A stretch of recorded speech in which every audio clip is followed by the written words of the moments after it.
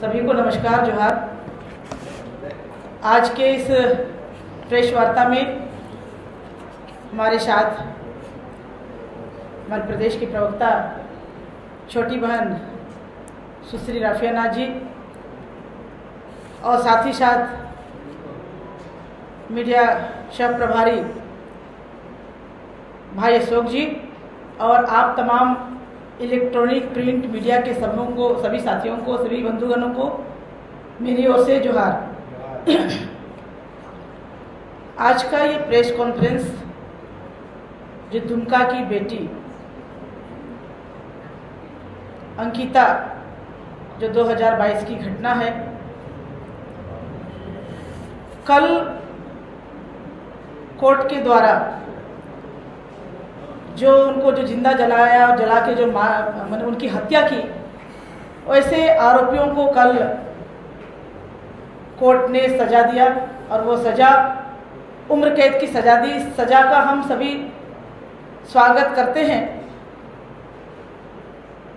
जो सजा दिया गया फास्ट ट्रैक कोर्ट के माध्यम से, उसका हम स्वागत करते हैं, किंतु इस स्वागत के साथ साथ सरकार से हम आग्रह भी करेंगे कि जब वो दुमका में उसके साथ जो घटना घटी और दुमका के बाद इलाज के लिए रिम्स लाया गया, रिम्स में जब हम लोग मिलने गए थे, उस समय मैं भारतीय जनता पार्टी महिला मोर्चा की प्रदेश अध्यक्ष थी।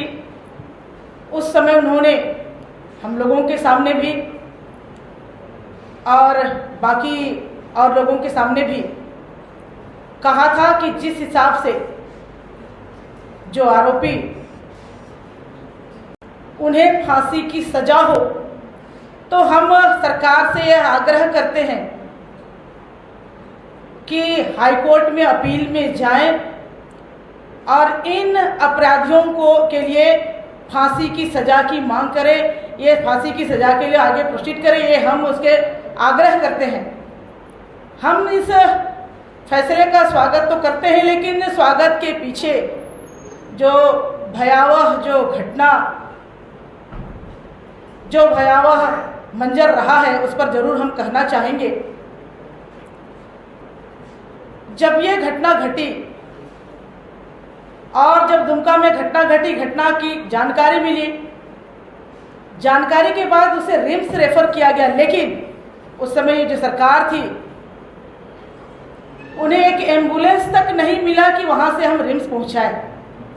विलंब से सही रिम्स तो पहुंची, लेकिन रिम्स में उसने दम तोड़ दिया और दम तोड़ने के कारण बाद जब ये घटना, उस समय हम सारे लोगों ने आंदोलन किया, भारतीय जनता पार्टी ने आंदोलन किया, महिलाओं ने भी आंदोलन किया और हमारे भारतीय जनता पार्टी दुमका जिला की जिलाध्यक्ष और उसके साथ और बहनों पर इस घटना के आंदोलन के कारण एफआईआर तक दर्ज हुआ। इस घटना के पीछे जब आंदोलन हुआ, जब बातें उठी, तो यहाँ इस मामले को दबाने का भी षड्यंत्र हुआ। उस समय के तत्कालीन डीएसपी नूर मुस्तफा ने इस बहन के उम्र को बालिग जो आरोपी शाहरुख जो है, उस शाहरुख को नाबालिग बनाने में लगातार लगे रहे और उसको नाबालिग करके ये षड्यंत्र जो हमें दिखाई देता है, तो ये लग रहा था कि ये कहीं ना कहीं इनकी एक षड्यंत्र है कि हम कैसे इन आरोपियों को बचाने का ही एक षड्यंत्र था।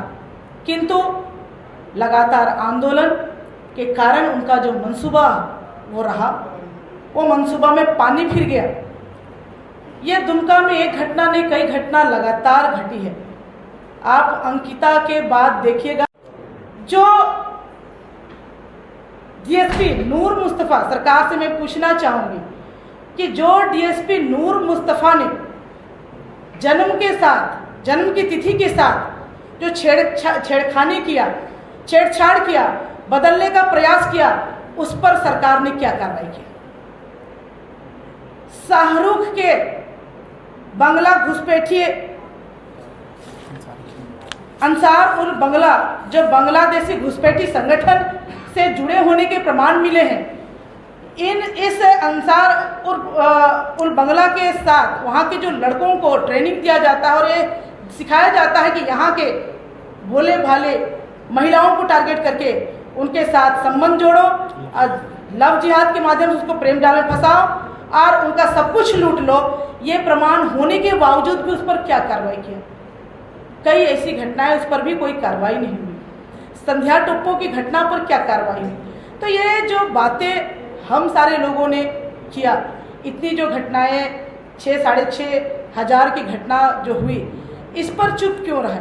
और बहुत सारे ऐसी घटनाएं, चूँकि अंकिता वाले में तो हो गए, लेकिन बाकी चीज़ जो घटनाएं जो नहीं बोलेंगे या कम रहेंगे, कमज़ोर रहेंगे, गरीब रहेंगे, उस पर क्या कार्रवाई सरकार नहीं करेगी? तो मैं ये कहना चाहूँगी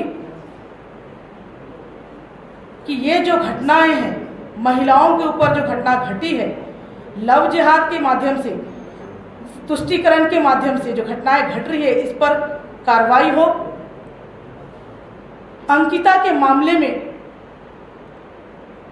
हम चाहेंगे कि सरकार वास्तव में जो मरते समय अंकिता ने कह के गई थी कि जिस प्रकार हम मर रहे हैं, जिस प्रकार हम तड़प रहे हैं, उनके हत्यारों को भी फांसी की सजा हो।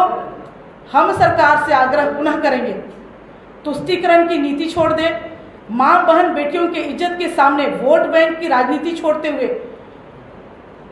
वो हाईकोर्ट मूव करे और इन हत्यारों को फांसी की सजा हो और इसके साथ जो तमाम घटनाएं हैं उस पर भी प्रोसीड करे। और लोगों को जो इतने खुलेआम घूम रहे हैं, लोगों को हिम्मत हो गई है। आप यहाँ पर सुखदेव नगर की घटना भी देख लीजिए, जिसमें कि घर में घुस के एक नाबालिग की हत्या हो गई।